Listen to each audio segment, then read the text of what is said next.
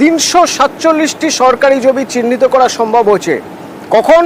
না, মুখ্যমন্ত্রীর কড়া হুঁশিয়ারির পর নকশালবাড়িতে এবার ভূমি ও রাজস্ব দপ্তর তারা ফিল্ডে নেমে পড়েছে এবং সরকারি জমি চিহ্নিত করার কাজ শুরু হয়েছে। এবং শুধু তাই নয়, সরকারি জমি চিহ্নিত করলেই হবে না, সেই সরকারি জমিগুলিতে সাইনবোর্ড লাগিয়ে দিতে হবে এগুলো হলো সরকারি জমি, খাস জমি, এই জমিতে কোনোভাবেই কোনো কাজ করা যাবে না, সেই প্রক্রিয়াই চলছে এখন।